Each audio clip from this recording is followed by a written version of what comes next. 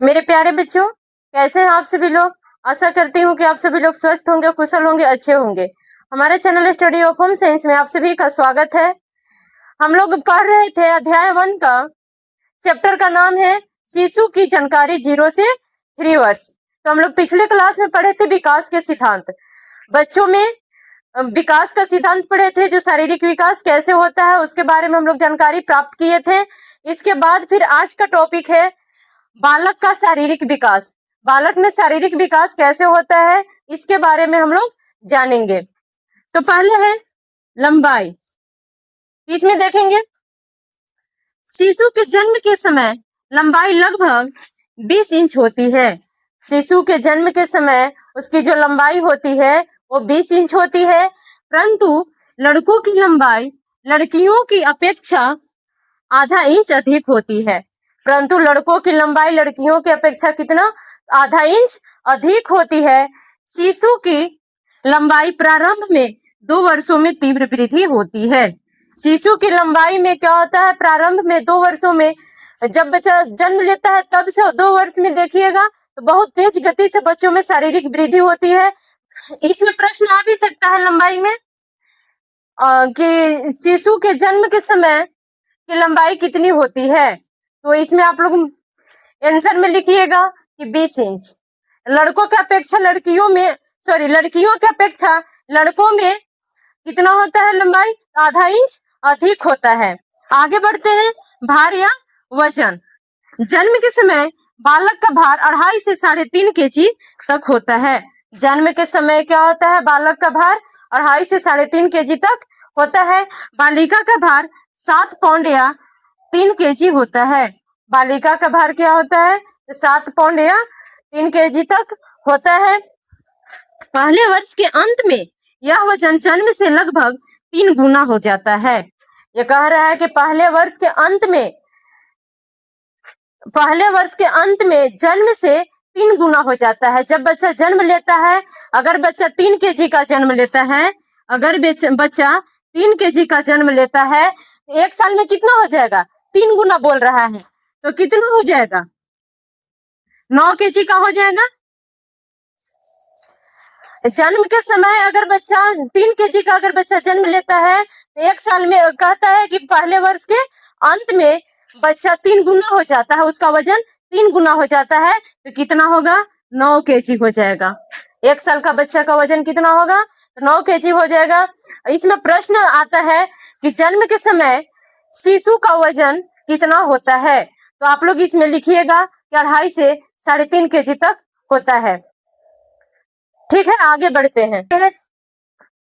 तीसरा शारीरिक अनुपात।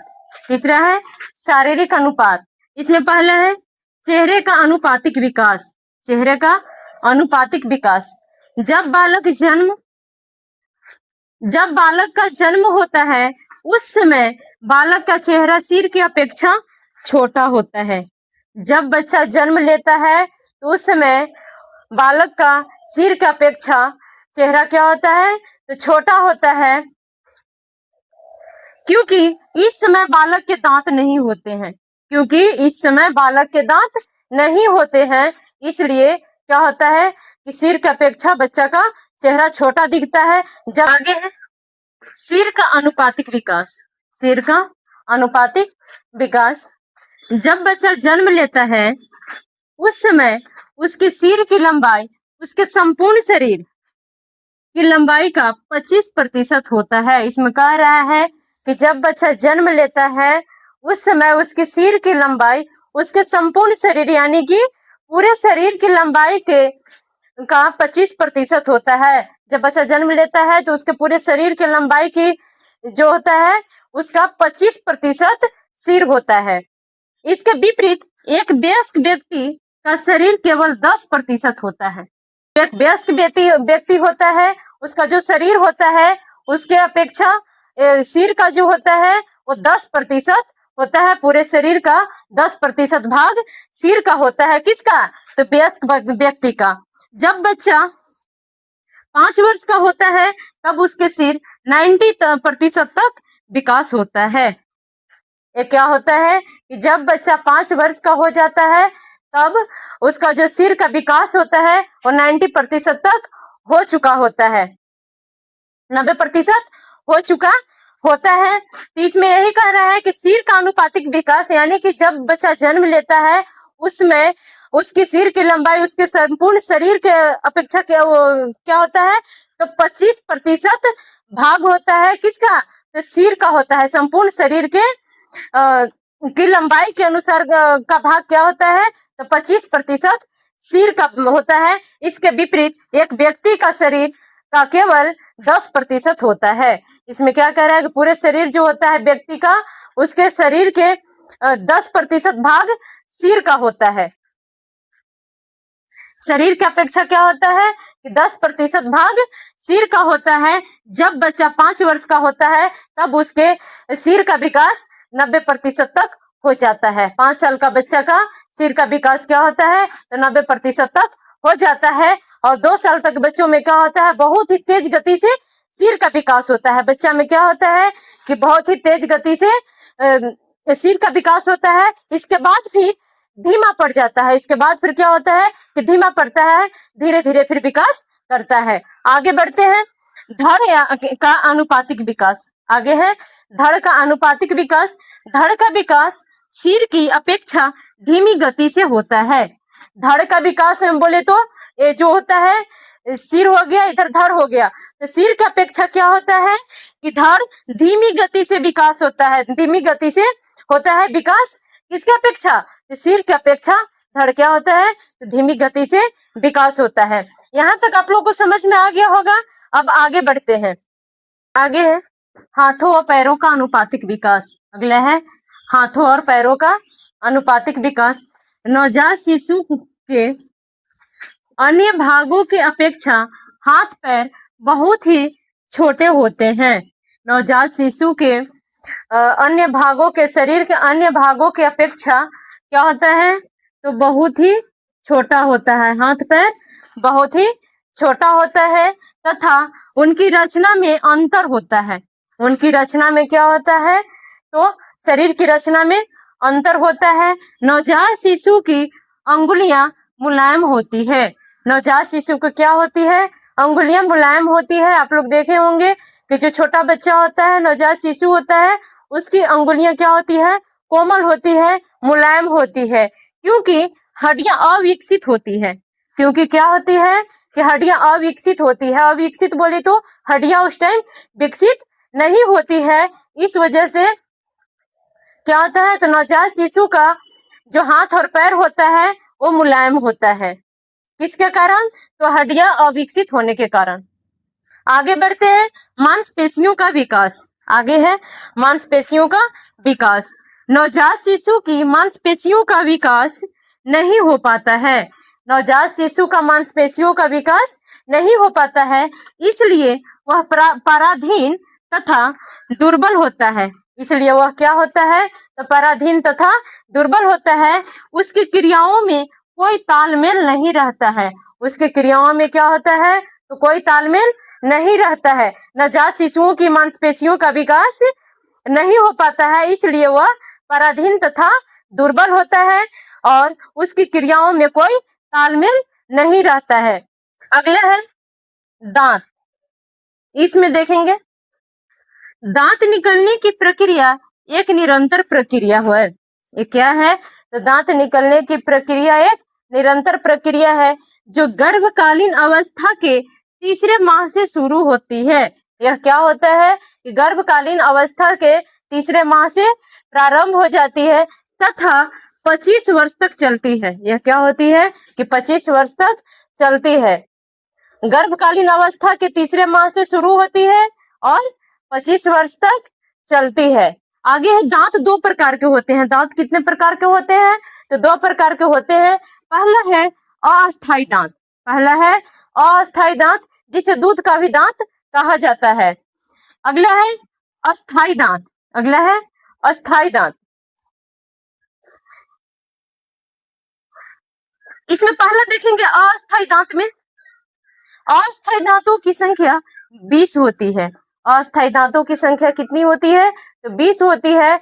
एग्जाम्स में पूछे जाएंगे कि अस्थायी दांतों की संख्या कितनी होती है या फिर दूध के दांत की संख्या कितनी होती है, तो आप याद रखेंगे कि 20 होती है। अस्थायी दांतों की संख्या कितनी होती है? तो 20 होती है।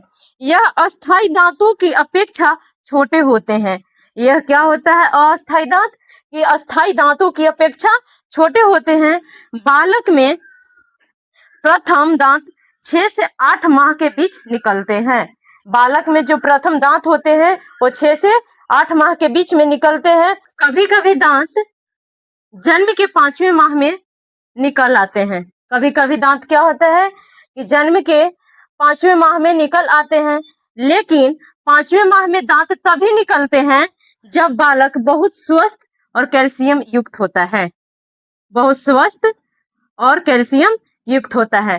कभी कभी क्या होता है, देखे होंगे कि 5वें माह में बच्चों का दांत निकल आता है, तो वे दांत तभी निकलता है जब क्या होता है कि बच्चा बहुत ही स्वस्थ होता है और कैल्शियम युक्त होता है। तो इसी के कारण क्या होता है कि 5वें माह में दांत निकल आते हैं। अगले है, कभी कभी बालक में दांत 11वें या 12वें माह में निकलते हैं। कभी कभी इसमें कह रहा है कि कभी कभी दांत बालक में 11 या 12वें महीने में निकलते हैं। इसका मुख्य कारण है बालक को बहुत कमजोर होना। इसका मुख्य कारण है कि बालक को बहुत ही कमजोर होना तथा कैल्शियम की कमी होना।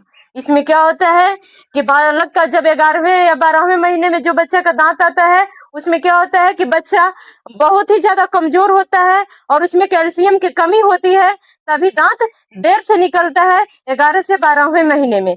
आगे देखते हैं, आगे है दांत निकलने का समय। इसमें देखते हैं कि दांत कितने कितने समय पर कौन सा दांत निकलता है। नीचे के सामने का दांत 6 से 8 माह पर, नीचे का जो सामने का दांत होता है वो 6 से 8 माह पर निकलता है। दो इधर उधर के नीचे के कुतरने वाले दांत 18 से 20 माह पर निकलता है। दो इधर उधर के नीचे के कुतरने वाले दांत 18 से 20 माह पर निकलता है। आगे है, चार ऊपर और नीचे के फाड़ने वाले दांत 18 से 20 माह पर निकलता है।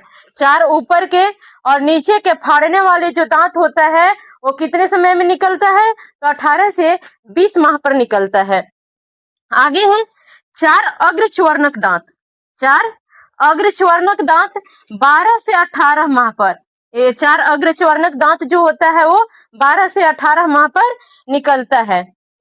चार द्वितीयक च्वर्णक दांत, चार द्वितीय च्वर्णक दांत 13 से 24 माह पर निकलता है। ये क्या होता है कि चार द्वितीय च्वर्णक दांत 13 से 24 माह पर निकलता है।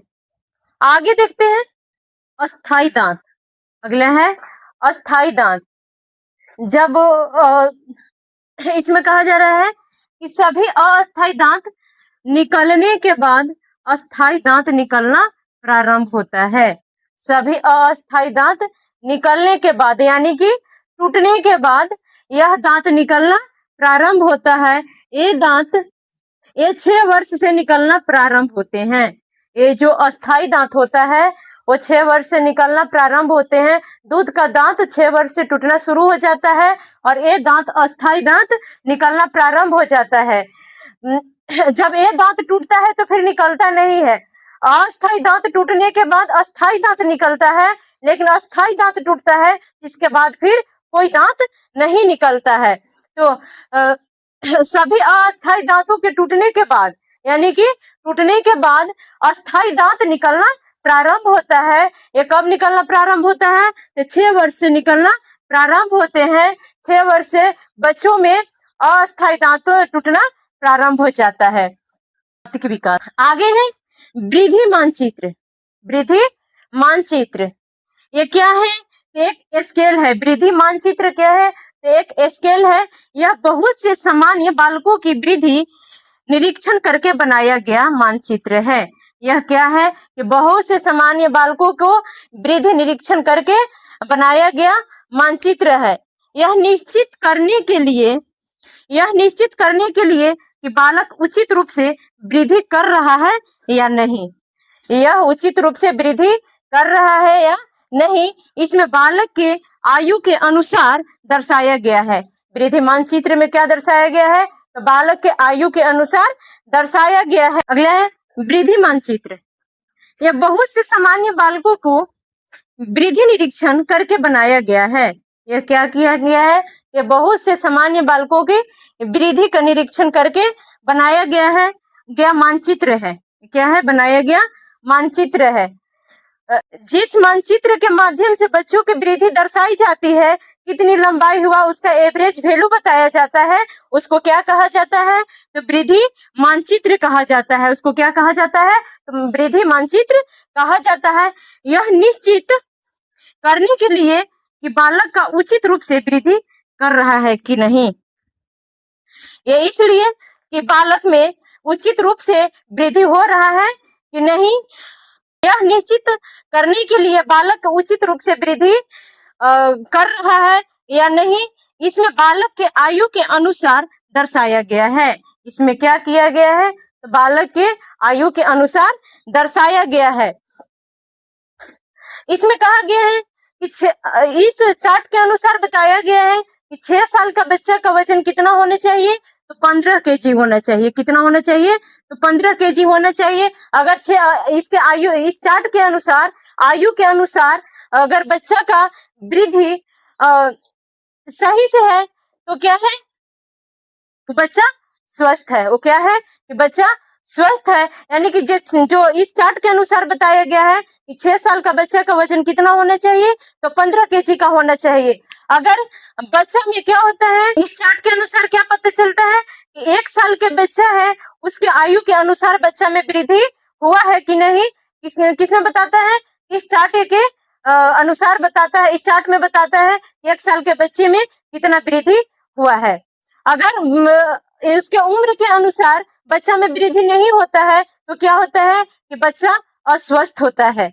इसलिए वृद्धि मानचित्र के द्वारा क्या किया जाता है? तो पता किया जाता है कि बच्चा में कितना, उसके आयु के अनुसार वृद्धि हुआ है या नहीं। आगे बढ़ते हैं। आगे है औसत पैमाना।